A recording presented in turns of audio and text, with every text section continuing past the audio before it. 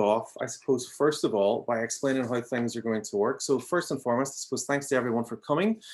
Everyone on YouTube who, yes, the people are coming through, for popping in and having a look at the Griffith College second year show. First of all, I suppose, need to acknowledge very strange time for us all. Very brand new experience for us all to have I suppose, a digital exhibition or an opportunity to show our work online. As you can imagine, quite a upset mid-term for all the students to have to be in mid-flow, in mid-project, and then very suddenly to have to take quite a turn and to produce work that not only has to get them through second year, but also has to be shown publicly. So first and foremost, I want to acknowledge all the hard work that the students have put in. And hopefully tonight is a nice way of tidying up what's been quite a traumatic term. It's very important this term still to have a public display of work and acknowledge all the hard work the students put in, because it has been, as I said, quite a challenge, I think we can acknowledge, for all of us. It was very much moving in a certain direction for all of your projects, and then all of a sudden COVID happened, and then you were faced with having to make work in very different conditions. Some of you had to make working within 2 kilometers. Some of you had to work completely locked inside. And I think some of the work that we're going to see tonight is a great reflection of your ability to think fast, think on your feet, not get too downhearted about the circumstances in which you were working, and actually produce projects that, for my money, are like essentially all made in the last 8 weeks, really, are top notch. For the people watching online, this is relatively informal. Please put your comments on YouTube. Ask any questions as we go through the night. I'll be watching on YouTube, so if there's any questions that I think are relevant or good, I will put to the students at the end.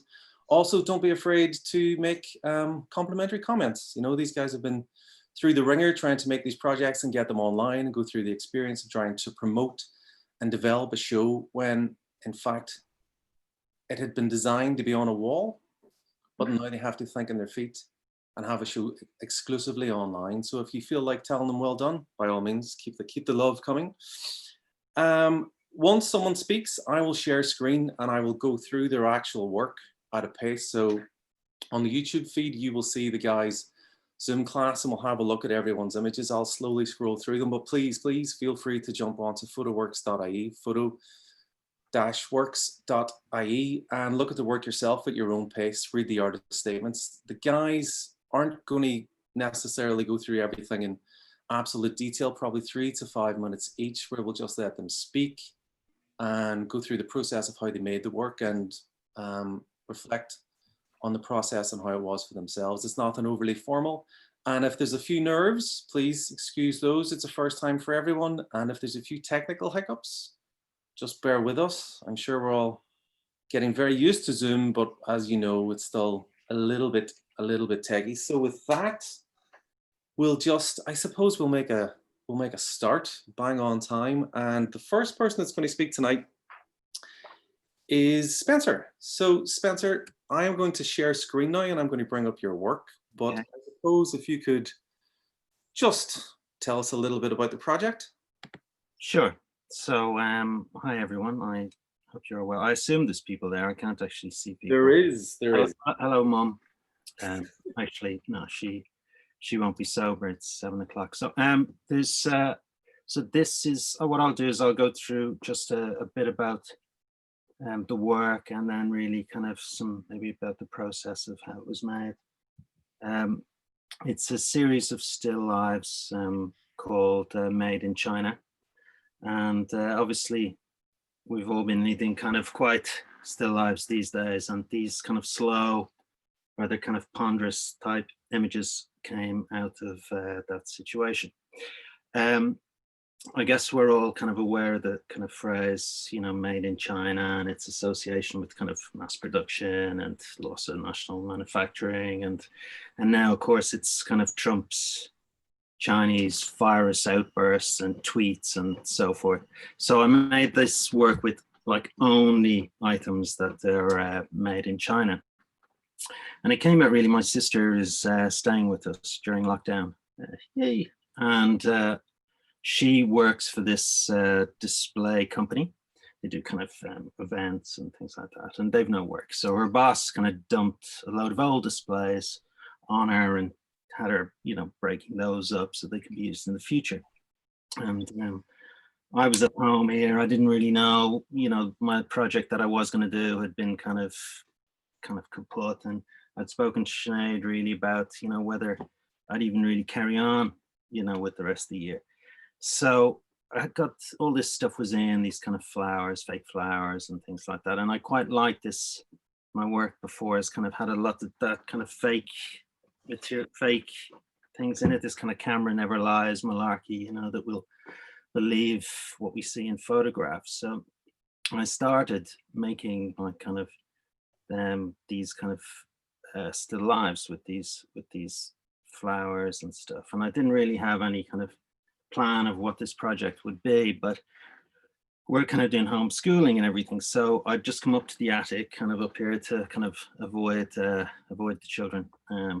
You would do if you had my children. And it was quite a kind of therapeutic action just to work up here in a kind of self-made kind of studio. I'd never done kind of studio stuff before, so I'm not very good with lighting, and I generally avoid it. So it's going to turn into Kevin, but I could sit up here and just work away. And as I did that, I was conscious that I wanted to try and do something that dealt with the kind of times we were in, but I didn't want to do any kind of navel gazing kind of lockdown of Instagram malarkey. So then I came across some articles which were dealing with really our future relationship with China after this, like France and Japan. They were giving grants to companies to replace where the manufacturing to get out of China, not necessarily to bring it back to France or Japan, but somewhere in Southeast Asia would be fine, but just not China, because if we needed masks, face masks, they were made in China. We needed ventilators, all made in China. So I went to Eurogiant, and actually it was deals, but and I started buying these kind of items that were made in China, and I started to kind of present them in this kind of 16th century Dutch and Flemish vanitas still life painting. These paintings kind of early Reformation, I guess. So they've got this kind of Dutch, Germanic, Protestant idea of the transience of life, and we're going to die at the end, which seemed pretty kind of apt for us living in a kind of pandemic time. But rather than using things that had kind of value in them, these things had, they were worth very little. They were from deals, and gradually this kind of process of making them, the kind of slow production, like unlike say the fast mass production of Japan or of China, the working with lights. I didn't really have lights, I had some kind of on-off lamps, incidentally made in China, and I'd work with the light, shape the light. I'd kind of got bits of like cardboard to kind of make little bits of things, and gradually, bit by bit, built up the images, so unlike say these vanitas images, which show like that the flowers will die or the things will die, these won't die. These are cheap plastic made things, like the plastic apples, these things will outlive us all. And that was really part of it, because in this idea that we were going to come out of this pandemic with kind of some unconditional basic income, pollution was going to change. Really, we kind of knew, in the end, we're just going to go back to the same economic system we had. So that's really how these came about. I'm conscious I don't want to use up any more time. Hopefully that gives you some idea of how these images came about. I'm sure you've heard enough from me, and I hope you get a chance to look through the website. Is that okay, Kev? Don't want to use any more time.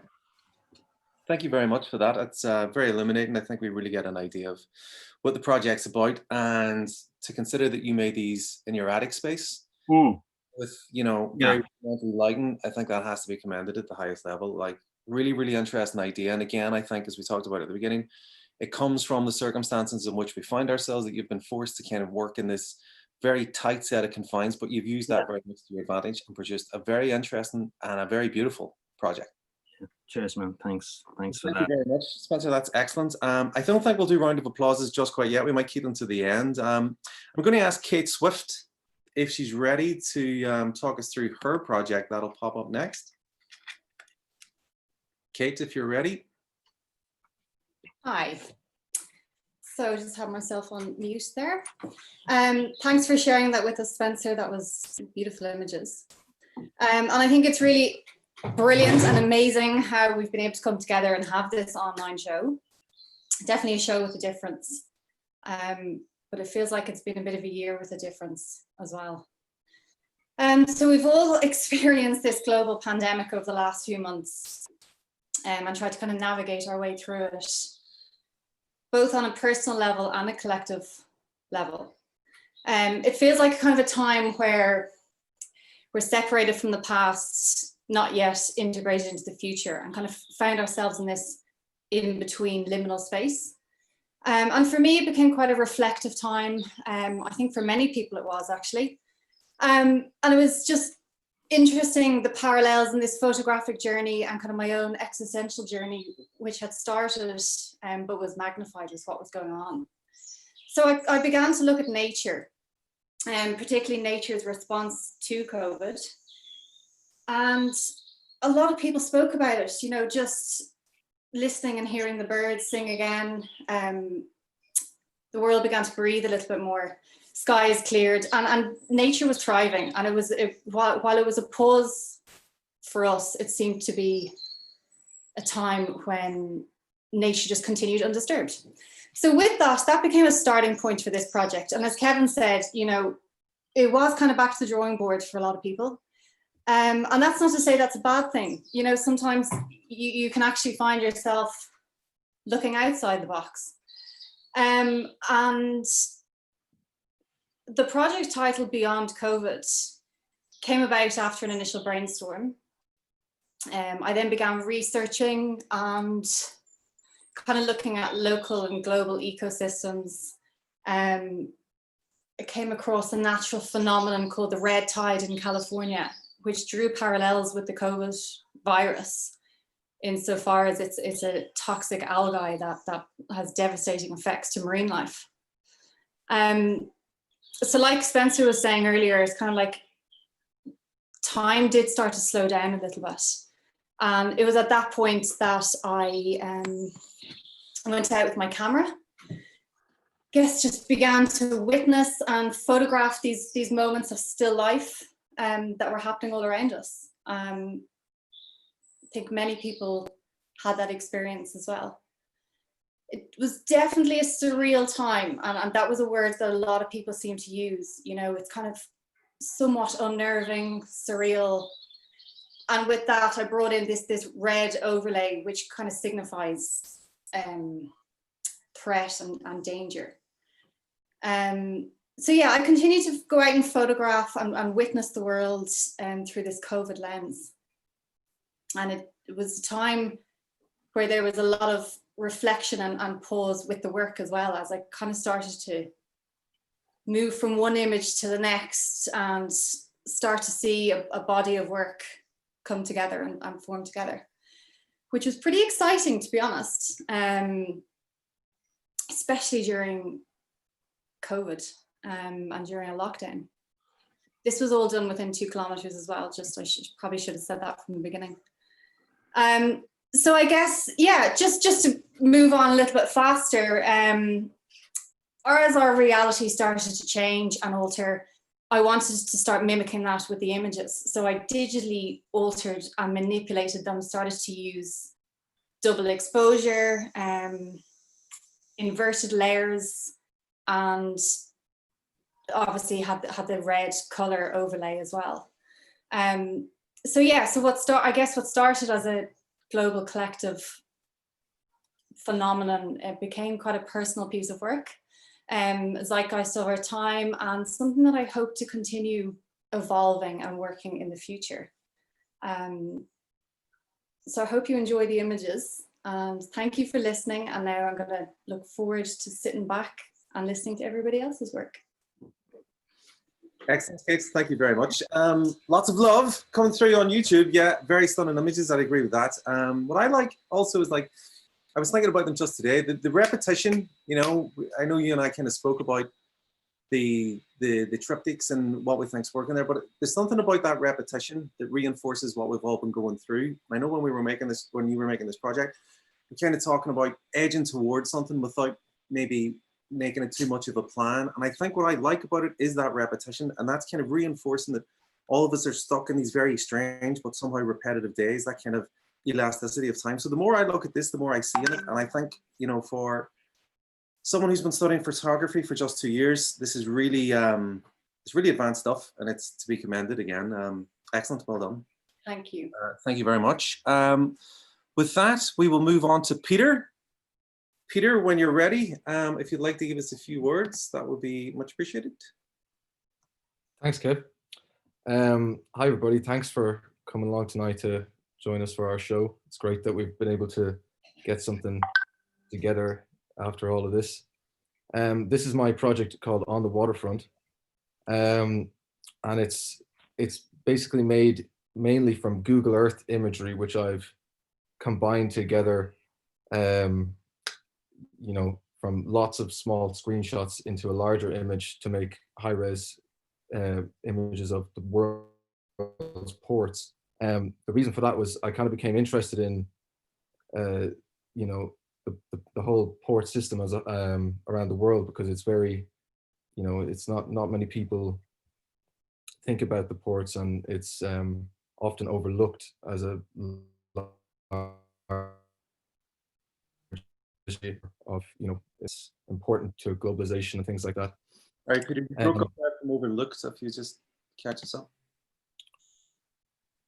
Yeah, it's you know, about globalization and things like that. So I wanted to use found photography to kind of look at the ports, since I couldn't go there myself during the lockdown. And I became interested in using like appropriated imagery, and it was inspired by other photographers like Mishka Henner and those who have used imagery from Google before. And yeah, the images are, they're kind of designed to show the scale of the whole operation and look at the colors and the patterns of the different ports around the world, which, you know, I spent a lot of time looking over Google Earth and looking around, trying to find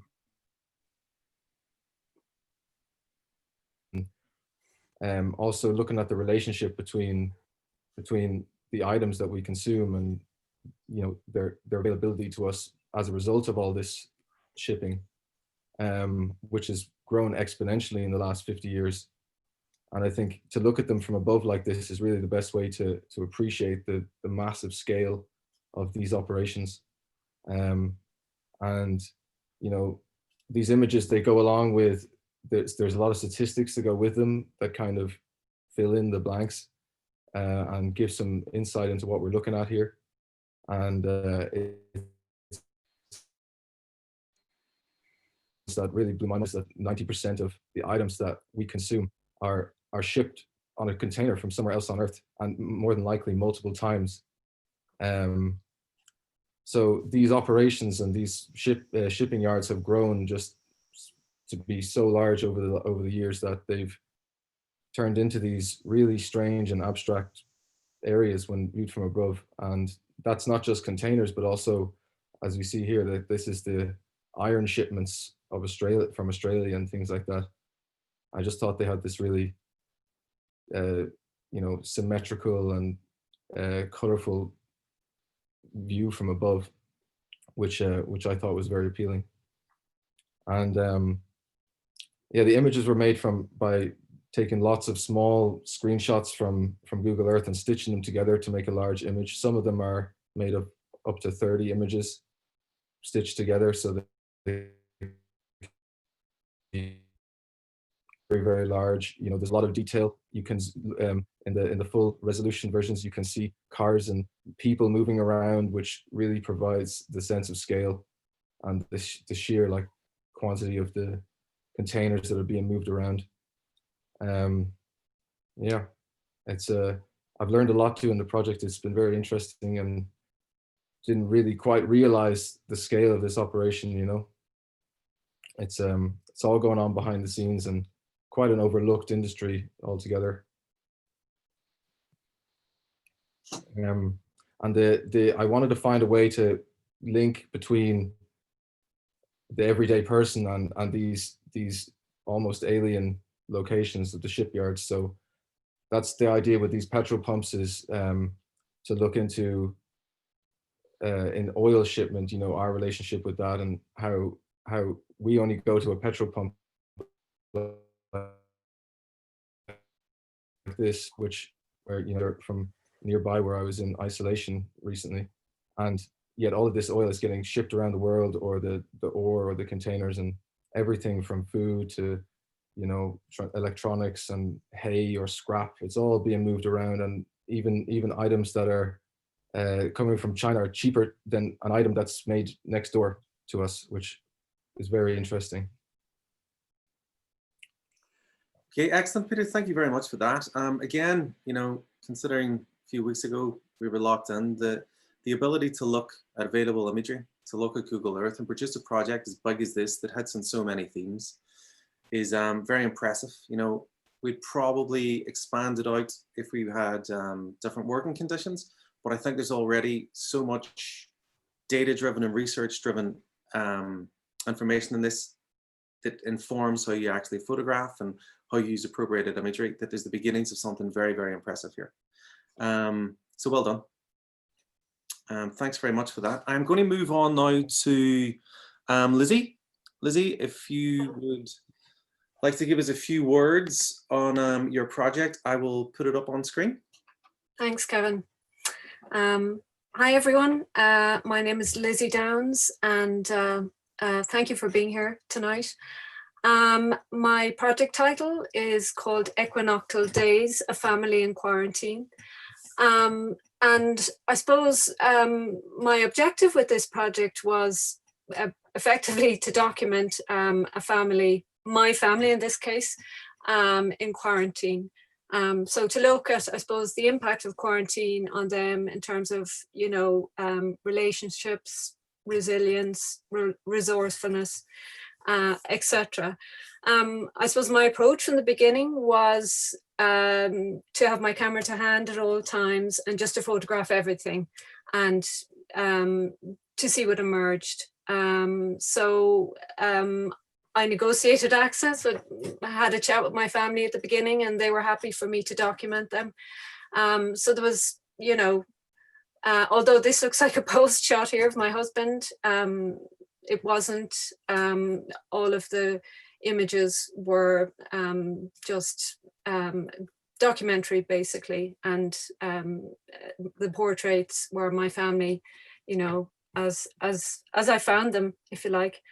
It gave me a really good focus. I mean, I have been photographing my family obviously for years, but this was quite different. And you know, in that kind of early period, particularly of lockdown, when everything was, I suppose, a bit uncertain, it was actually great to have this to concentrate on. And I have to say, I really did enjoy working on this project.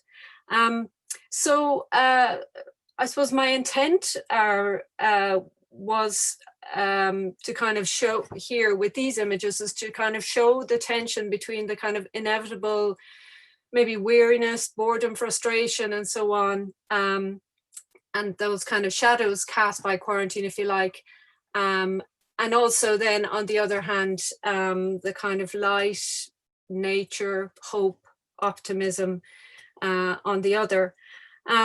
All of the photographs were taken in the 40 days around the spring equinox. So this year it was the 22nd of March. So as you know, that's a day where there's equal hours of light and darkness. So that was very significant for the project. And, you know, I suppose, a very defining aspect of it. And so what I've tried to do with the images, particularly in the way I've paired them, is to kind of try and show that balance of darkness and light. And so I present them in diptychs, with one, usually a portrait on the left, and then an image on the right, which, you know, I suppose serves to kind of maybe counterbalance a moodier tone. So the one on the right might be kind of nature creeping in, light creeping in, or, you know, kind of, I suppose, in some circumstances echoing what's going on in the first photograph. So just this one that Kevin is showing you here, for instance, I'd been photographing my daughter during the meal, and in this image here, I suppose it feels as if she's hiding from me, or she's maybe had enough of me.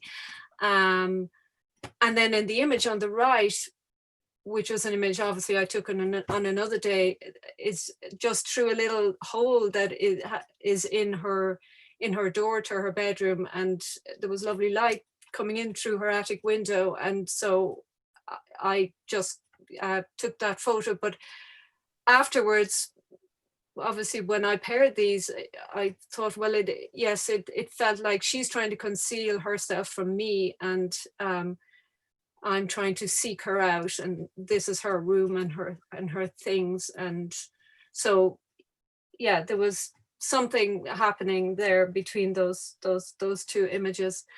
There are lots of different shapes, like the circles here, and patterns, you know, stripes, diagonals, and so on, that recur in the book, and a kind of interplay between hidden and revealed, as you can see here again in this one. But I think overall the kind of motif of light was the thing that came across very strongly. And I took a lot of images of like shafts of light and shadows and reflections and so on. And I think that was actually really important, and really helped me with the edit, because there was always that kind of, in the light, there was always the life or the humor kind of trying to creep in, you know, on top of those more kind of somber moments. So anyway, all of these are, as I said, there was 40 images.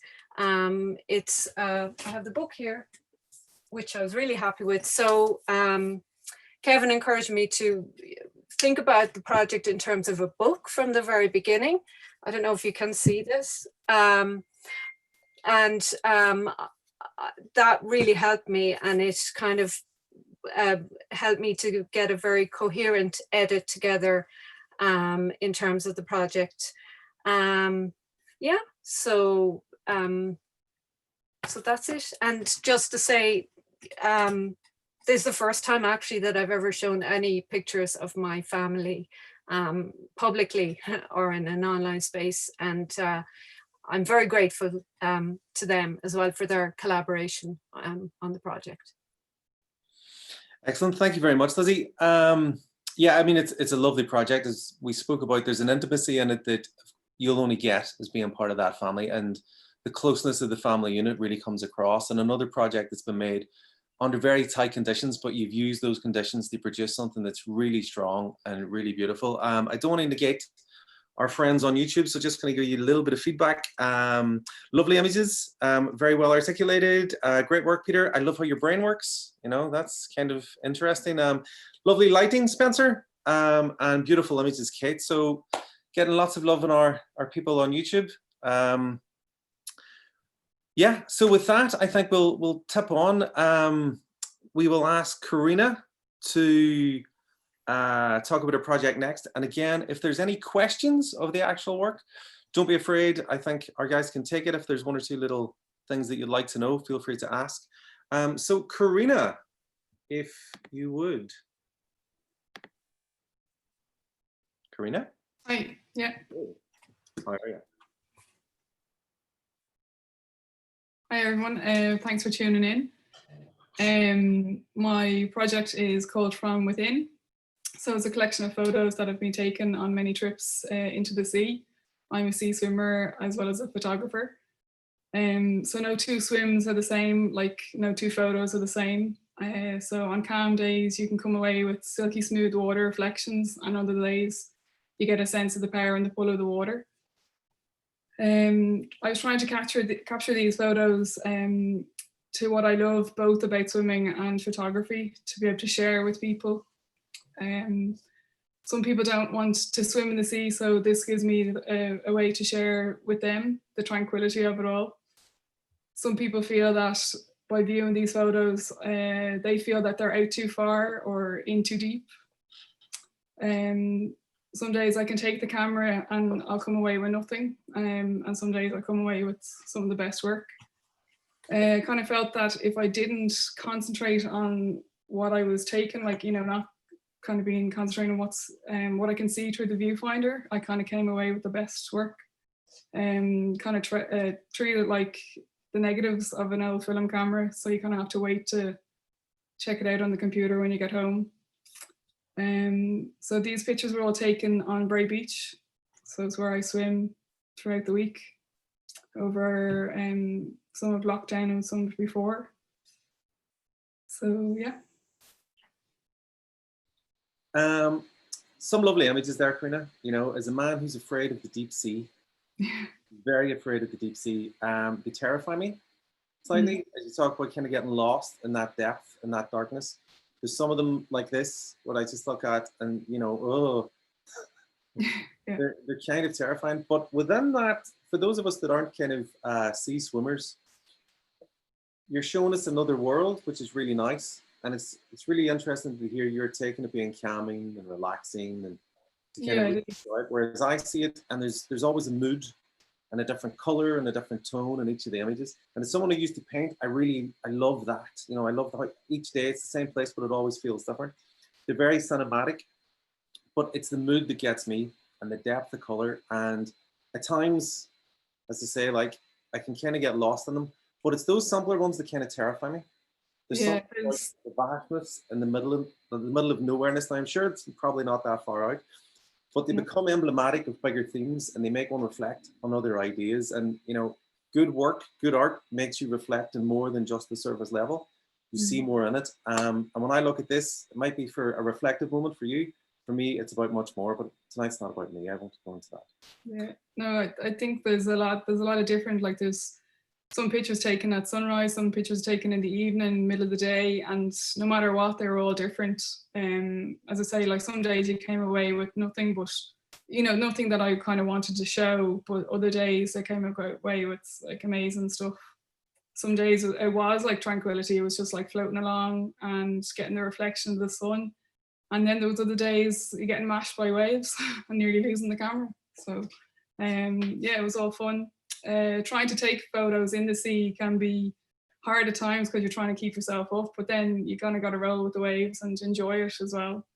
So even like last night, just swimming along, then stop, take a few photos, then swim along again. So yeah, it's really nice. So I'd like to continue it and have been since. Excellent, beautiful work, Karina. Thank you very, very much. Well done. We are going to next ask Hannah O'Donoghue to pop in and give us a few words about her lovely project. Hi, my name is Hannah Donoghue, and I actually chose a project from before the coronavirus to show in this exhibition, but it's still quite relevant, and it's called Troubled Waters. So it's from a large format module that we had to create a series of portraits from. And when I was looking for a topic, I was thinking about suicide and how I've been touched by it a lot in my life. And I just wanted to kind of visualize the depression that led people to it. So when I was researching it, it was saying things like it felt like drowning and being colorblind and having a world turned upside down. So I wanted to focus in on this metaphorical drowning element. So I placed people in this physical body of water to represent this feeling. But just because you put somebody in water doesn't mean that I've captured what depression is. So then I thought about the colorblind element and how they say they feel like they're seeing everything in black and white when everyone is seeing in color. So that's why the pictures are actually black and white. And I also thought about the large format cameras. So it's a quite big film camera that we were using. And when you look through it, everything's flipped and upside down. So it kind of represented how their world felt. So it worked quite well with the flipping images upside down. It is a reflection that you see as a portrait, and it represents the depression. So depression isn't the face that's playing host to it. It's this hazy ripples darkness that you see in the reflection, and it's not obvious at first glance, but this is depression, and this is how they see themselves in their mind. And the images look peaceful, but these photographs were actually taken in the wintertime. So it was freezing cold, and I somehow convinced my friends to get into a lake for like 10 minutes each, and we had wetsuits on, and I asked them, just quickly pull it down and I'll snap a picture and then we'll get the next one. But you're probably thinking, why did I not do this in a swimming pool? But I tried, and it just looked like a swimming pool. So they had to be in the freezing lake. So thank you to all of my models as well. And I did have a lot of trouble with the film because I did actually drop it in the water and I thought I got nothing out of it. But in the end, I think they worked pretty well after cleaning the negatives up. So yeah, and I would like to maybe do more in this project, but definitely in the summer. Thank you. Excellent, Hannah. Thank you very much. For those of you who mightn't be aware of using the large format camera, it's really quite a cumbersome beast. To have produced images of this quality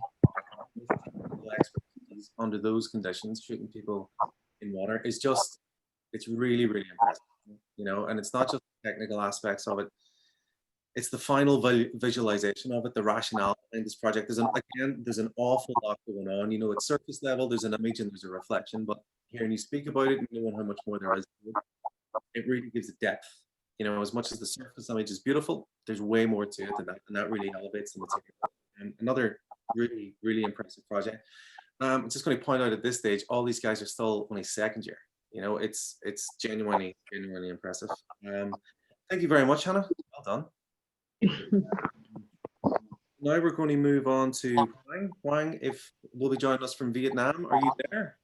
Yes. Hello, everyone. My name is Fang. I'm sorry that I cannot turn on my videos because it's 2 a.m. in my area. Yeah, so this is from my motion project, and the title is My Illuminated Motion because I use light painting to represent my motion. I always has been so interested in surrealism, and I think by doing long exposure together with the choice of light materials, creating surrealism in ordinary landscapes, which allows the viewer to see what human eyes naturally cannot. I was inspired by an artist named Takehiro Sato, who is a Japanese photographer, about his playful interaction of light within landscapes. I want to create a feeling of space, depth, and a sense of time in this project by capturing wide angle shots. And by doing the light painting, my motion and presence was recorded in photographs. The project is mainly experimental, so different methods and techniques were used in each shoot for visual aesthetics. And in each photograph, my interaction of light were presented differently in order to be harmonious with the landscape. So I feel like by doing the light painting, it gives a sense of worshipping natural objects that are often overlooked, and they are treated as pieces of art rather than just a background. And in case you guys wondering, half the projects was done before the pandemic, and half of it was done during lockdown. So that's why there's some photographs that are with wider angle, and there is a domestic image in my project. I don't know if they are standing next to each other well, but I feel like the project would have been so different if the pandemic did not happen, because my initial ideas, I was going to explore other nice different Irish landscapes and go crazy with it. Yeah, thank you. Thank you very much. Excellent. Thank you very much. Sinead had mentioned it there in the chat, and it's one of the things that, as much as like the works were incredibly impressive online, and this is kind of illuminating experience, but to see something printed on a wall at the scale in which it's meant to be printed is really quite something. And we spoke at the beginning of the term about using light boxes for this work. And I know when we'd spoken about trying to produce a light box, and the a really rather big. I think when we'd seen, we thought, you know, to see this huge on illuminated from behind, incredibly impressive. That's what we will do online, that we'll hopefully get an opportunity to look at it. But this is the kind of work that's designed to be printed big, to be understood big, and to be engaged by, because it's the aesthetic quality of it is really, really impressive. Excellent, thank you very much. Thank you. Some nice comments, all coming in from YouTube. Lovely work, Anna. Very interesting. Everything on YouTube seems to be very positive. Any questions, guys, feel free.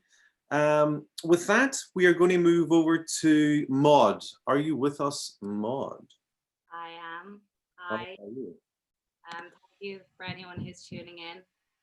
My project is La Vie en banlieue. It is French for life in the suburbs. I chose to name it in French to kind of, I suppose, give it a whimsical, dreamy-like feeling. I came up with a theme for this project actually before COVID-19 really erupted. And it was something that I wanted to be very, very personal.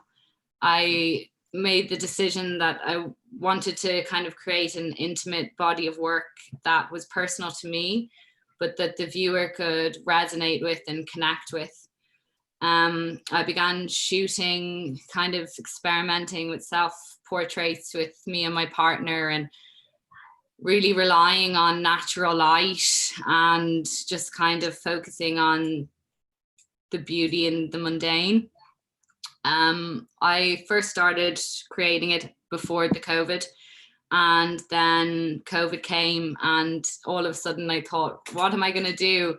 Where am I going to go with this? And there was a point where I kind of felt that I was going to turn my back, and that made me feel lost in a sense, because I didn't really know where to begin. I didn't want to restart something, because this was something that kind of meant a lot to me. I really wanted to create something that I could connect with. And I tried to continue shooting, and I just couldn't get it out. It was the pictures I was taking just weren't connecting with the images I'd created before. And then I just stopped and thought, okay, I need to take time for me. And at that point, just started focusing on my home and things that I haven't really focused on in a long time. And that's where my project kind of started to take a turn. And that's why I have this, the picture, I think it's the 5th image, it's of a skip where I started clearing things out and then looking back into what it is I wanted this to be. And that's really where I kind of picked the camera back up and started shooting again. I continued on with self-portraits, but they kind of had a different tone to them, but I wanted to keep it again under the same theme. I wanted it to be quite cinematic and dreamy, and you know, I kind of photographers that I look up to, Alex Soth and Abo, they have this ability to take portraits of people that just resonate this feeling of familiarity. And that's something that was really important to me in doing this. I didn't want anything straight on. I wanted to leave a mystery. Anything of myself in these portraits, my back is always at the camera. And I purposely chose to do that, to let the viewer in, but to keep a mystery to myself, and to get quite personal with my son, and to suppose grow together with this. As things continued on, I just kept kind of going and just tuning in into what I perceived to be my intimate moments. My last picture is quite out of place with the rest of the project, and I purposely wanted it to be there. It kind of looks like it doesn't belong, but for me it does, because this is an ongoing body of work. It's not something I'm finished with, and this is where I'm at now. COVID is still here. There's still this feeling of entrapment, but if you look beyond the horizon, it's not going to be here forever. So for now, this is where I'm at, and I'm excited to see where it goes. And I've really enjoyed the process. I've found it really therapeutic and quite personal, and I hope that it resonates with others how it does with me. Excellent. Thank you very much, Maud. Yeah, it's really, really beautiful. Again, very intimate work. As you say, very airy, slightly dreamlike, incredibly suburban. But when we started looking at this at the beginning, you were really moving towards a presentation of yourself. And that was kind of tricky, but where you've got to at this point, again, having turned this around in such a short space of time is really to be commended. To get to this point where just work that it looks so professional and so finished and so confident, that's something I think you really have to take from this. It feels confident. I know that when anyone's making their own project, that confidence might necessarily be there just yet, but as a viewer, it feels like strong, confident work, and there's a lovely voice coming through there, so well done. Thank you. Excellent. With that, we're going to move on to Max. Max, are you with us? I am. How are you, Max? Not too bad. Not too bad at all. So, Max, do you want to give us a few words on your project, please? Yeah, so my project is called Isolation and Beyond. So in these images, you'll see a lady, and that lady is my granny, Lucy, who lives next door. So when it comes down to the 2 kilometer, the distance we could go, I was like, you know what? I'm going to do something really interesting here with Granny next door. And the one thing before this project, and we were talking about it in her living room, and she said to me, this is now before we get into big lockdowns and stuff like that.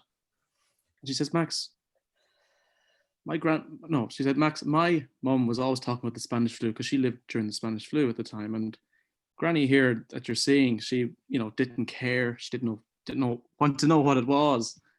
And now that she's living through, the coronavirus, which is quite historic.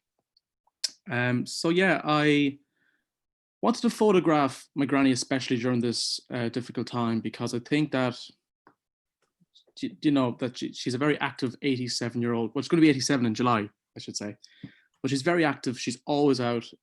We bring her to matches. We bring her on holidays. We bring her everywhere. And I wanted to try and capture my granny in this situation, how she would deal with such a, the cocooning. Because, she still hasn't been in the shop since Ash Wednesday. And that's a long time for her not to be anywhere, and it's tough. So I wanted to photograph that and just the different scenarios, the different events going on during the lockdown. And, even the picture there with her siblings, she hasn't seen them in a long time. But recently, when the 20K came in and you could travel, one of her brothers, Jim, came over and saw her, and that was just incredible. And her whole mood changed. But yeah, no, I these photographs, I think in years to come, we'll look back at them and they're going to be just wow. I mean, we are living through history, and I'm really happy with the images, because it started off dull. I was kind of like, where am I going to go with these images? Because and I didn't want to just photograph negative. I wanted to photograph some positivity as well. And this photo here, with Lucy standing at the gate, is her going for her first walk since the lifting of the distance we could travel. So it's to me personally, it's a very lovely project that I think is very important. But yeah, it's going to be interesting in years to come to look back at these images, and that she lived through a virus, and so did her mum, and both survived it, thank God. So yeah, I'm happy with it. Excellent. Thank you very much, Max. Really lovely pictures again. That sense of intimacy. A lot of themes throughout the projects that we've seen tonight that kind of overlap because of the conditions what we're working on. But again, with this, Max lives quite close to his grandmother, and she's part of the family unit. So there was a separation, but there was also a closeness. And there's an intimacy in these pictures that I think one wouldn't get if you were on assignment or on location just trying to photograph someone. And that really comes across, the closeness with your grandmother, Max. And as you say, yeah, it'll be interesting to keep these and reflect upon in the future. Excellent, well done. Thank you. Juliana, Yeah. are you with us? Me. How are you? So this project is actually one that I did on my first year, and it's called disposable art. And it was quite interesting doing it because I was collecting the whole thing that you see over here. And yeah, I was collecting mainly on the streets. And I was just sorting the whole garbage in different like color patterns. And it was interesting, like creating it. Let me see. I'm not really good at talking like that, but you all know. So I don't know. Okay. Yeah, help me out, please. I mean, I really like this project. You know, so I Thank you. suppose what Juliana had done was she walked the streets of Dublin in the before times. Remember those, the before times? Yeah, like long time ago. And collected rubbish. You know, she walked around with a little bag and lifted up pieces of rubbish. And it's the thing we've spoken about before, Juliana, Death of the Artist, where like I look at this and I see overtones of, you know, plasticization of the earth, disposable culture. There's an awful lot, and at the same time, they're very reminiscent of pop art, and they're quite fun. Yeah. But it's the kind of thing, I know Paul Graham talked about images being booby-trapped, where they appear to be one thing, and the closer you look at them, they become something else. In many ways, this is like that on surface level, I look at this and go, oh, this is quite a fun little thing. But then after a bit of repetition, and I see the plastic, and at surface level, it looks like color. But the more I get into it, I start getting overtones of environmental concerns and disposable culture and trash, etc., etc. So one of the projects that probably offers more the more that one engages with it. Surface level, very aesthetic, very pretty, very enjoyable to look at. But I think there's the little concept underneath there that if we engage with, it's more rewarding. Yeah, there's a lot that I can work with it. It's just a lot of layers that you could go through, the color and the whole thing of collecting everything. It's just a recycle and all that. I think you could work on this for years, you know, like this could definitely. Yeah, I don't know if I would do it, but I don't know. I thought you told me you loved collecting rubbish off the street. Excellent. Juliana, thank you very much. We will move on to Nubla. Nubla, are you with us? Yeah, I am here. Excellent. Thank you all for joining. It's one of my first exhibitions and I'm kind of a really private person. So my project being this intimate, it is kind of nerve-wracking for me to be here, to be honest, and talk about it. So if you hear loud gasping, it's because I'm very nervous. So I named the project. It's an idiom from my language. It's called Debo Duni Ara Diaheng, which means the bird that didn't fit in left the country. So I wanted to capture a similarity between how I felt like when I was back in my country, where I was in a place where I didn't belong and I felt trapped. And then when the coronavirus situation happened, I felt a similar way. So I felt like it was really relevant for me to kind of reflect and just think about the similarities and how things pass. And the more I work on it, I can get past this. And it was more of a passion project just to reconnect with the things that I have kind of just forgotten during the past 4 years that I've been away from home. And I just wanted to kind of play around with how much I'd want to share with as my first time sharing, I guess, a snippet of my life with the public. So I didn't really have much to work with, unfortunately, because I could only bring a few things from back home, but I tried to work with it. So I guess that's it.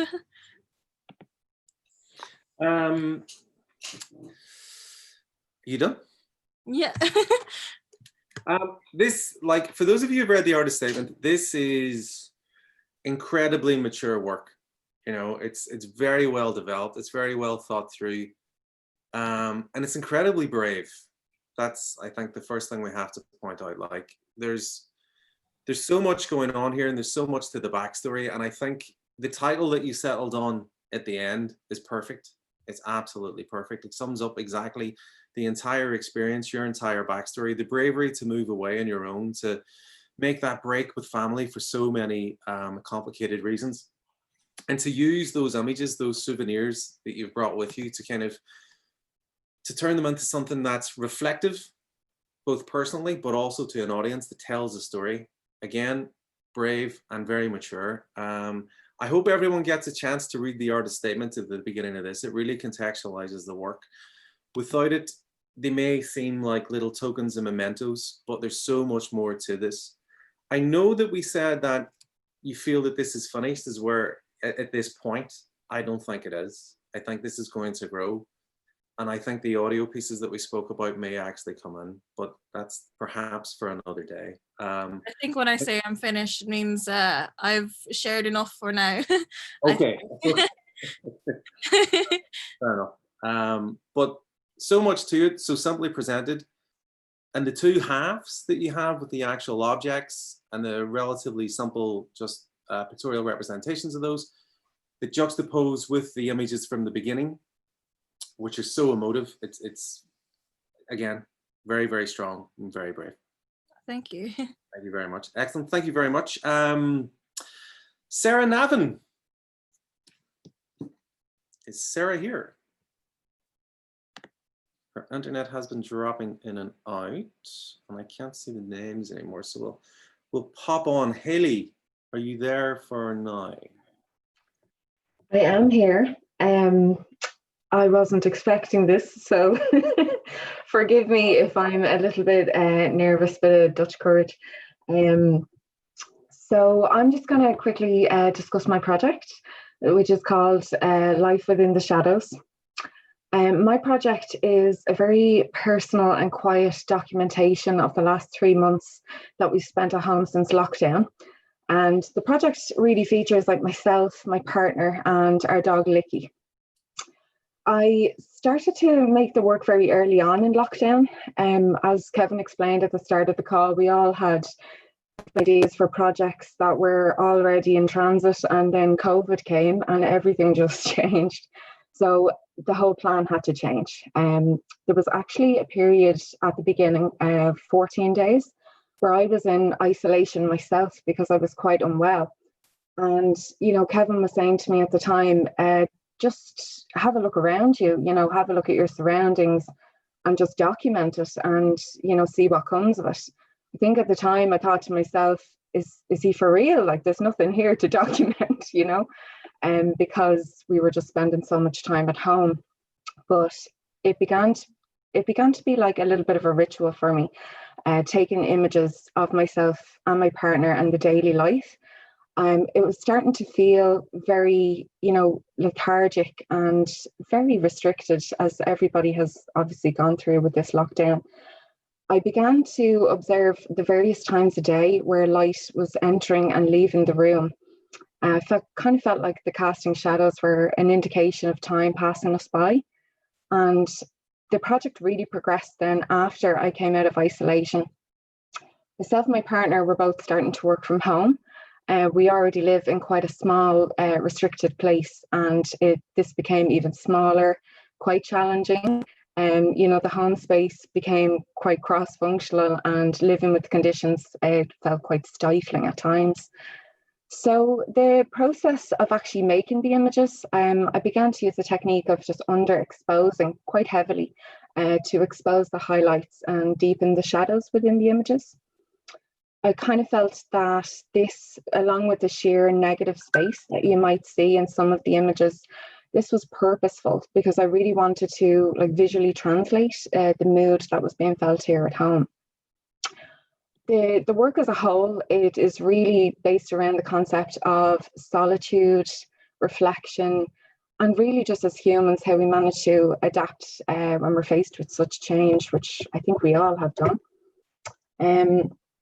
I know the project is based around the COVID restrictions, But I kind of really feel that obviously this global pandemic is a shared experience by all of us, and everyone's experience, although we were all locked down, we all had very different experiences. So this project was really a documentation of my take on it, of my mindset and how I kind of made my way through it. And now as we're emerging into, you know, brighter times, we can finally see a light at the end of the tunnel. So yeah, I really hope you like the images, and I'd really love if people took from it like a familiarity from their own experience with mine. So with that, I'm going to go off and have a heart attack because I'm shaking like a leaf. So thank you, Kevin, for that. Excellent, Haley. Thank you very much. No need to be shaken like a leaf. We're all friends here. Again, beautiful images. The strong shafts of light and the dark, you know, it's someone's personal experience of being trapped at home. And I know all of us have gone through the COVID experience, and obviously that's manifested itself like so much in work, but so much in all the work in lots of different ways. And I think that's what's very, very interesting, that we go from Lizzie's looking things, and then, you know, Maud's looking things is maybe, you know, it's slightly airier, but we're all working with roughly the same idea, but the vision that comes through at the end is very, very different. Aesthetically though, beautiful imagery again, and to be commended. Thank you very much, Henny. Thank you. Now, Sarah, are you with us this time? That would be a no. Okay, Sorka, would you like to have a chat? Yeah.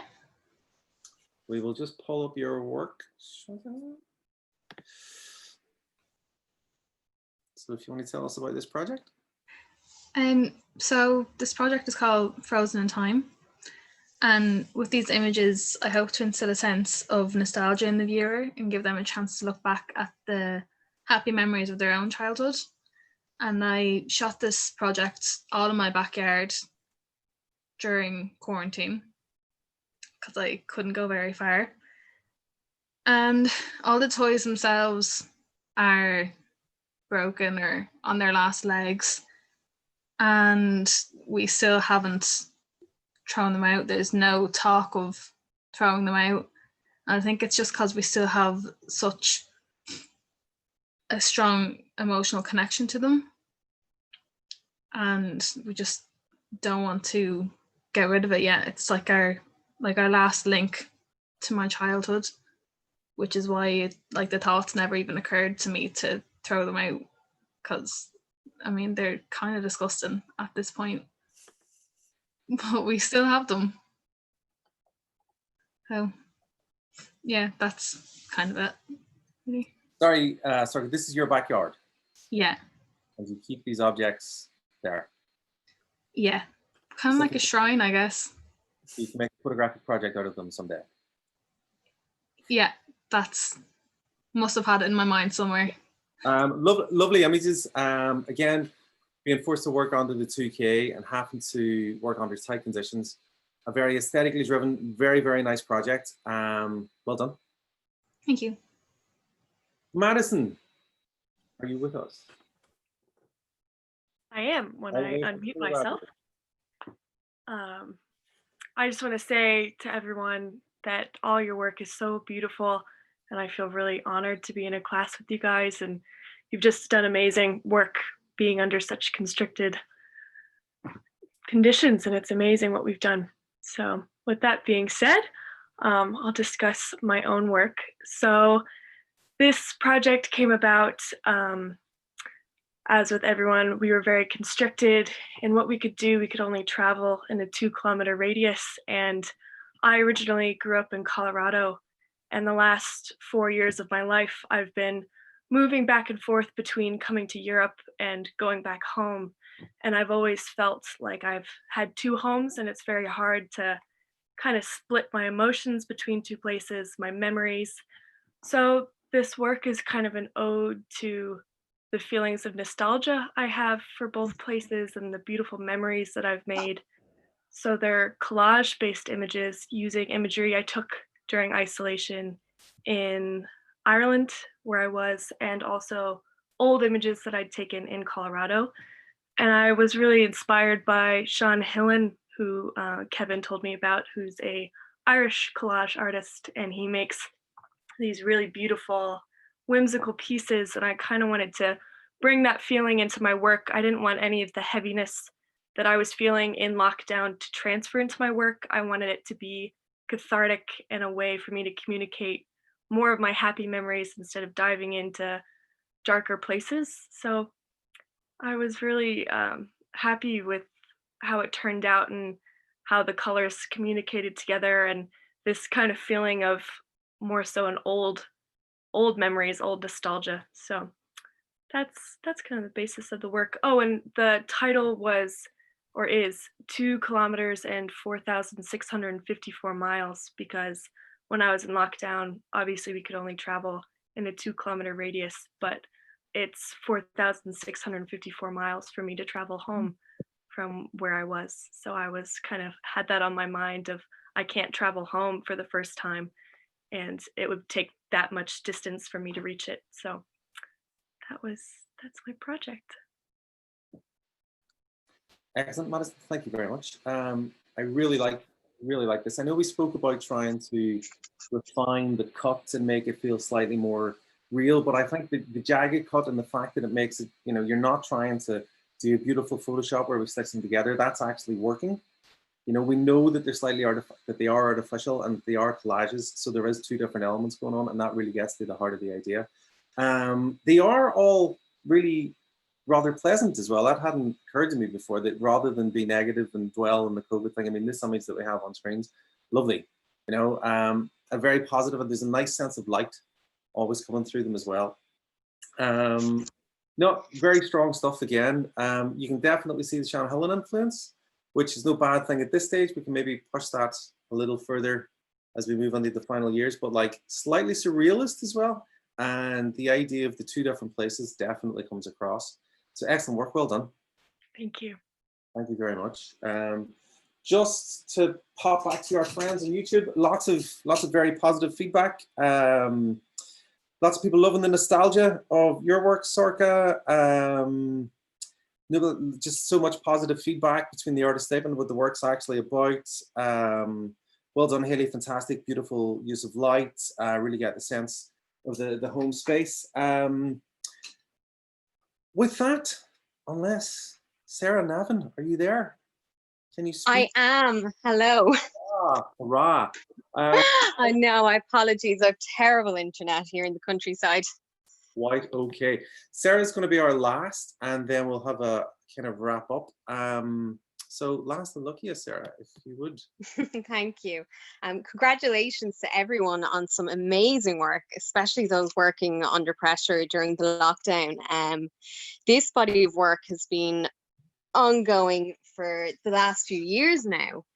I actually first met the people of Greencastle over 4 years ago when a Canadian firm, Dalradian Gold, put forward plans for an underground gold mine and waste and processing plant in the historic and beautifully scenic Sperrin Mountains. It's well documented all around the world the devastating impacts gold mining has on the environment. With that, groups such as Save Our Sperrins and Love Tyrone started taking action immediately, and local residents started the Greencastle People's Office. It's their GPO. It's a community-based opposition camp consisting of 2 manned caravans on the ground and 1 eagle-eyed van in the sky. For this project, I wanted to focus on the peaceful family aspects of the camp. You know, they have regular community barbecues, sing-alongs. This camp is open to everyone that's interested in their cause. They've always made me feel more than welcome. The kettle is always on, and everybody's always willing to have a chat and fill everyone in on what's going on. The camp is constantly under threat of forced eviction by the council, but I don't see this camp going anywhere anytime soon. Yeah, so that's the idea behind it, and it's going to be ongoing. I'm going to follow their progress over, I'd say, the next few years, but you can also follow their progress online. If you're on Facebook, they've got a page called the Greencastle People's Office. who, as of yesterday, they've been there for 857 days so far.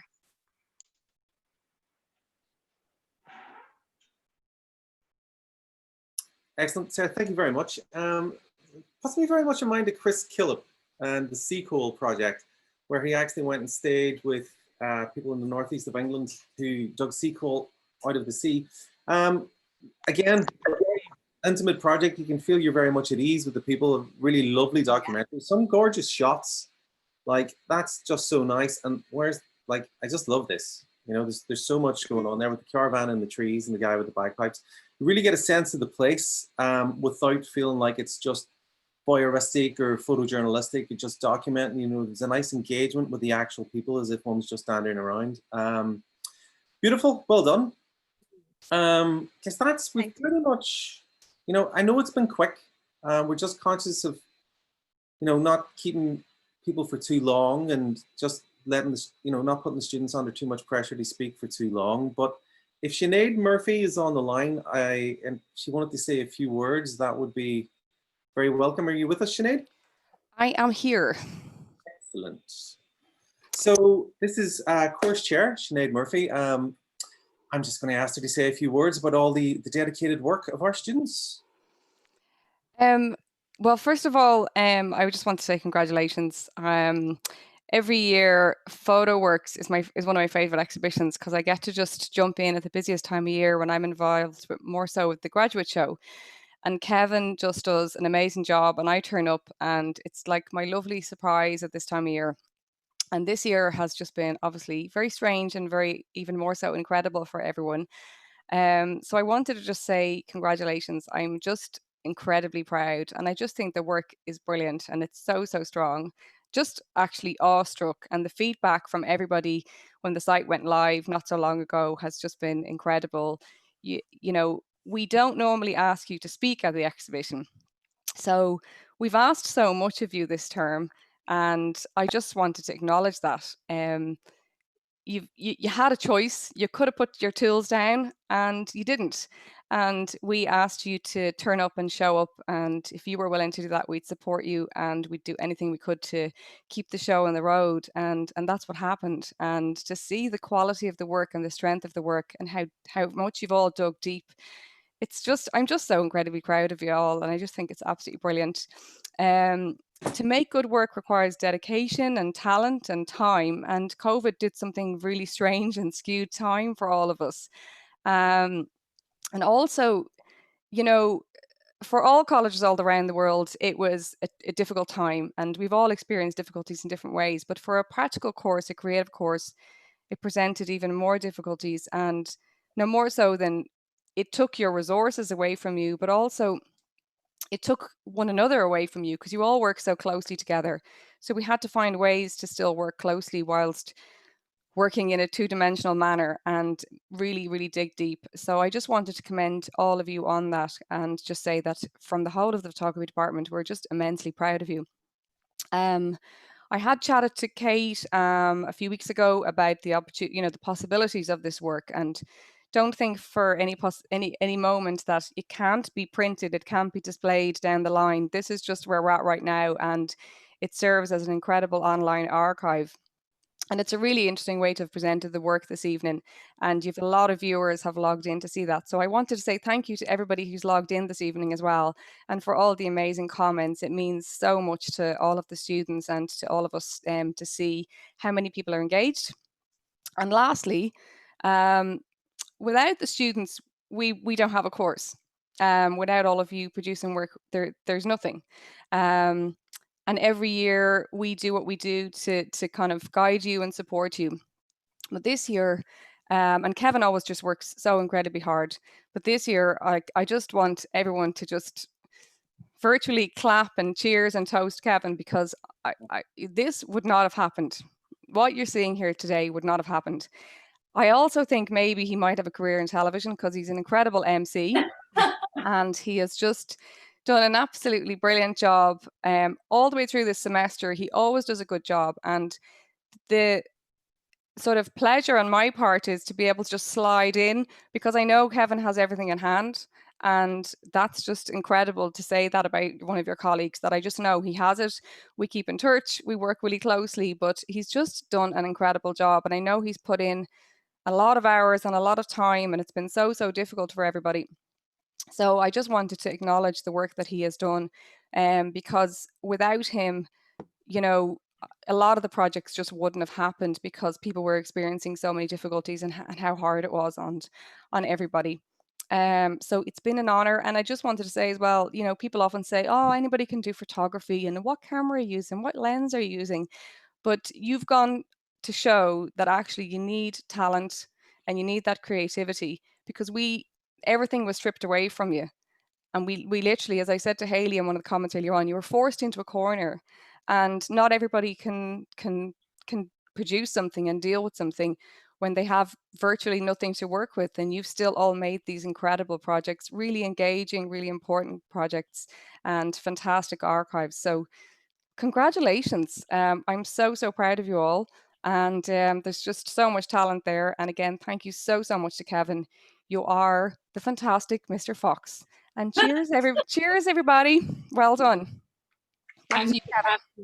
Thanks. Well Thanks, done. guys. Thanks. Thank you very much for those kind words. I suppose to close, thanks for everyone for popping on YouTube. The main thing, thanks to the students, as Sinead has said, for sticking with us. This was really tough. When we knew we weren't getting back into the college, I know we spoke and it was a slow build up to try and get projects moving, but to every one of you, you've managed to get something that not only you should be proud of, but there's the possibility of it going much further. And if you consider where we were on our first Zoom class back, kind of going, what are we going to do? Fair play to all of you. You've been fantastic. With that, we normally say I declare this show open and we get loads of drinks. Unwell as I've been, I did promise myself a little whiskey. So cheers to you all. Thanks again to the YouTube people. We're going to stop the YouTube feed just now, but I'm going to stay on with the students and just have a closing drink. So with that, I will stop the screen share. Dun, dun, dun, and I will stop the live stream. Thank you, YouTube people. And